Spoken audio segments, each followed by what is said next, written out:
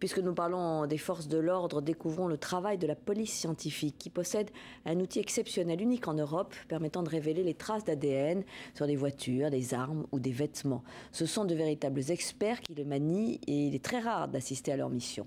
Pierre Barretti et Frédéric Mignard ont pu suivre les spécialistes de l'identité judiciaire. Donc là, j'ai des traces qui apparaissent.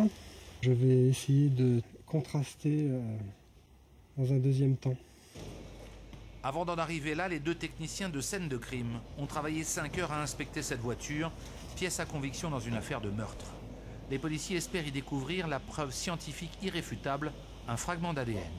Les 2 premières étapes se font à l'air libre, soigneusement gantés et masqués. Les techniciens vont rechercher des cheveux, un mégot, du chewing-gum, une trace de salive, des fibres, tout indice révélateur d'ADN.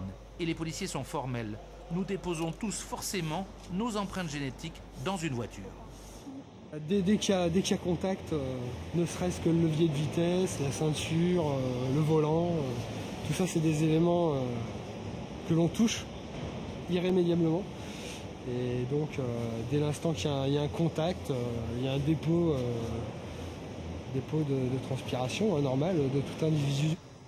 Le travail semble lent, presque fastidieux, il est minutieux.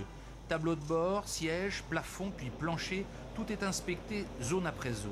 Un peu plus loin, à l'extérieur, un enquêteur de la PJ note tout. Mais la grande nouveauté, c'est cette cabine, à l'origine destinée à repeindre les voitures. Les policiers l'ont adaptée à leurs besoins, ils y vaporisent une colle très connue, vendue en grande surface, dans une atmosphère saturée à 80% d'humidité. On fait donc chauffer la colle, qui en se refroidissant, va se déposer sur les traces suspectes. L'idée, c'était de pouvoir faire l'intérieur et l'extérieur de la voiture, ainsi que les objets en grande quantité. Les saisies d'armes, les saisies de produits stupéfiants. Est-ce que vous nous avez tout montré? Pratiquement. Pratiquement tout.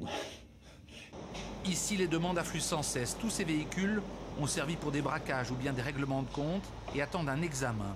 Même abîmées ou brûlées, les voitures révèlent toujours leurs indices. Depuis mars 2006, sur 30 voitures inspectées, 10 ont déjà livré leurs auteurs.